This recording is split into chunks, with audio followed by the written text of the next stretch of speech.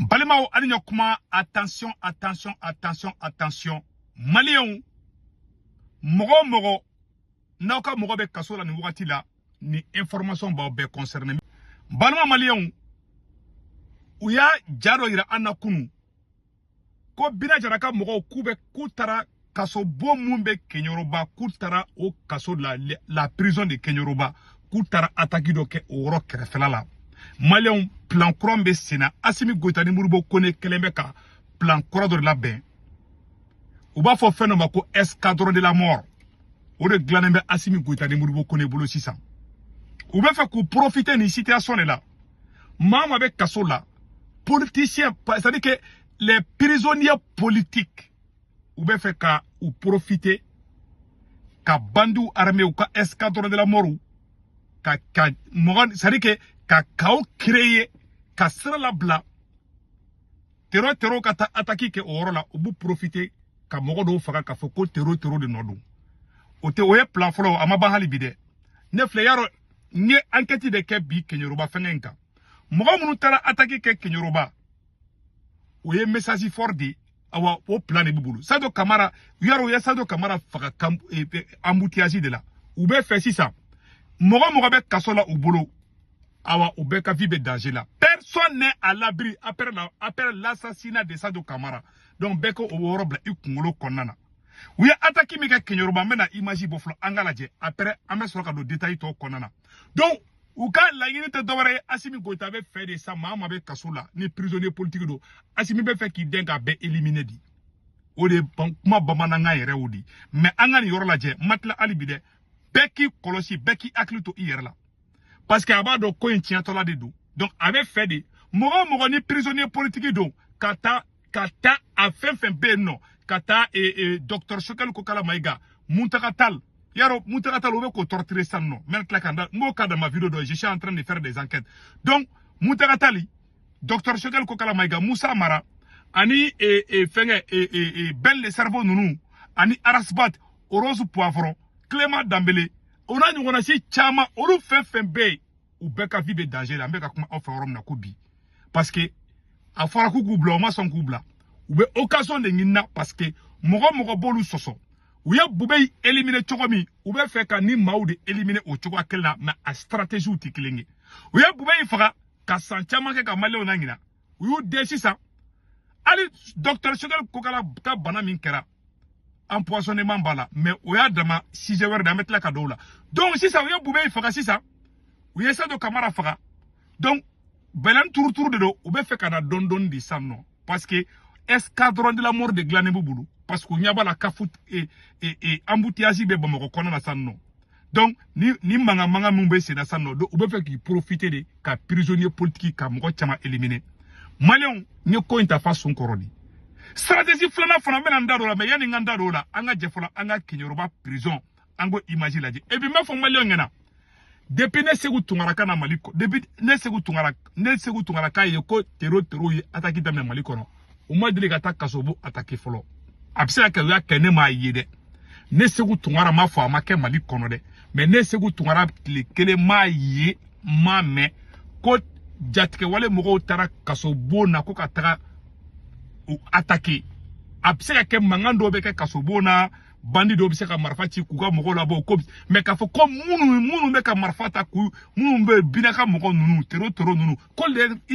le wula ko kata kasobo attaquer ni a chien folodi. Donc escadron de la mort de Bouboulou élimination ou be fait ko si ça Sadio Camara éliminer le coffre politicien fin B Nove Kasola au boulot, ani prisonniers politiques, que ce soit des activistes, Moro ni Assimi Goïta ka aklata te kelenge, olu élimination, olu plan de Farala Benembu boulot, ne ken taille ka vilo ke kaola somi. Nyaola somi Sadio Camara tala, ngwe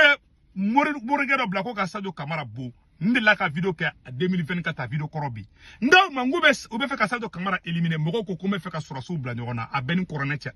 Sadio Camara ka saya. Yaro, nte chef le men kala. Sadio Camara ka saya chete musote Assimi de do ma fa Assimi marfata ka chala de mogo ta fait parce que fanga imbo abolosa mogo ba le contrôle soit ibeta kasola soit ibe faka o de stratégie là ça dit ne était Assimi Goïta fait et na ka kinata te klingi ebiti restaurant kasola ou bien ibe faka bon munu me kaso la sisan a sarana parce que fanga be tene ni fanga mara galon kan ni paniquera ibe do crime de la asimbe ka do crime de la awa escadron de la mort de ba ani Modibo Kone bulu mogo qui est vidéo mané qui be ka asimi supporti i kolosi parce que tien be bo ni tien bora domina ni mi kolosi fana bi ka kololo soro asimi bindu ni mi kolosi fana be bi donc attention on est conseiller menace kanté parce que n'était violence fait il va remettre quelqu'un ne ya fakadi hali yo asimi goita mine bi ne ba fongo peut-être hina be ne ne ba fongo kana faka nguko na fengala uka buindro sanega la ngini ta asimi ko ga mi peut-être mi se ka dimi ga kuma do fo mais ne ga la ngini to ga asimi mine ga faka ko te ne ga la ngini mo ko ga gone chuko saya c'est trop fort am se ka dimi na abse ga ne be dimi kuma do lamba fo se ku tungora e ko kete fe kan kuma fo mais mo ko be dimi ali dimi dengoro kuma da be ba fo ko mbi faka bi mo ko do fo mais est-ce que ko ke be faka tiki faka parce que naloma do be meni fo san kuma do lambe dimi ga kuma do fa asimi do be ta kuma ni flata ku tugu nyogona ka yele gonu bla korosa o do krasa enjiga nu fana be boka yele ula donc u ka plan de ni sanno ataki mun kera kenyoruba beya image ouye nte fe ka image ira ko flaka ijo nga image ira ira sa kan ijo je vais vous montrer l'image aya la je voilà ni ne kenyoruba kasobo tara mobili bade de jini awrola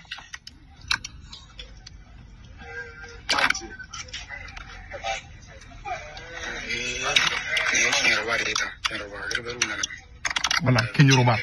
voilà arasbat de kasobina de yoro de attaquer là donc plante d'oreiller ou ba foko terreau de tara mogo fara insécurité be mali kono imaye o wa sura saka galon glaçant ka di bubu mabel nunuma oluka bo ministre de la défense resara ni karsa sara o te ko juguye o ga sura ya tiki fagadi o de plan ça commissaire de camara yo fara ou be sura saka arasbat be kasobina o de attaquer là mais o ma se ka kasobo sura ko ya krefela yo attaquer ke aéro de la quoi mais ala ko chaw ma kaso attaquer mais ou ça nous be tentative de parce que instruction mi de la mania donc plan be dogo la ne se ko tungara nga aradaru ya kese be dantege ou be fait ka prisonnier politique ou de fara ou de stratégie ou be ka clan a ben ala na krache hali mogo tasimi fe ni bi ka so bamako kono bi ya kli to yer la sur don la dro be bal perdu bi ga ba foko binaka mogo didu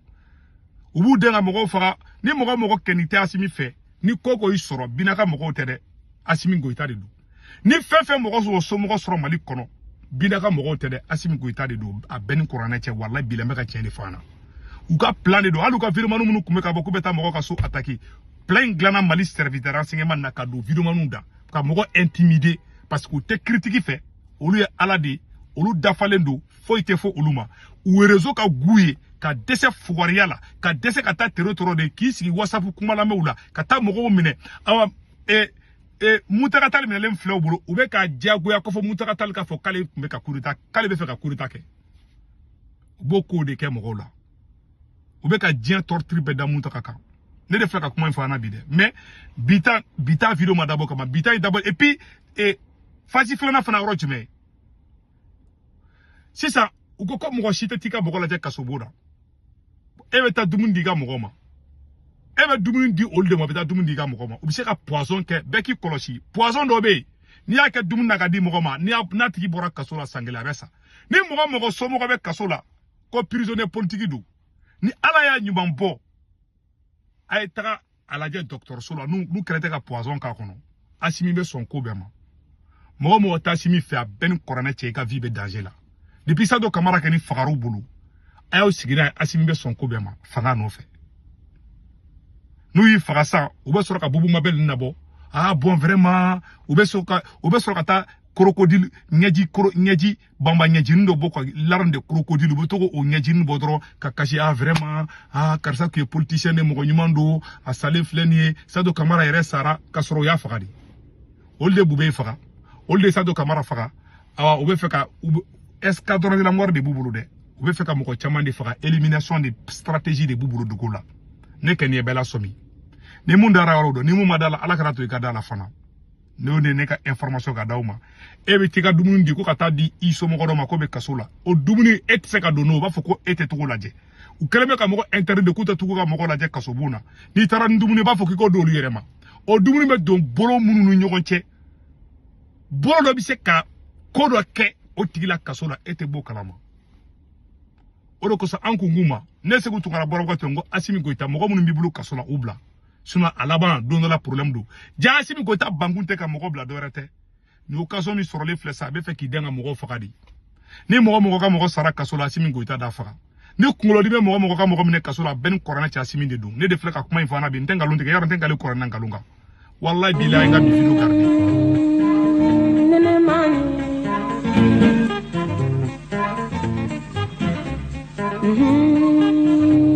Allah enene manyu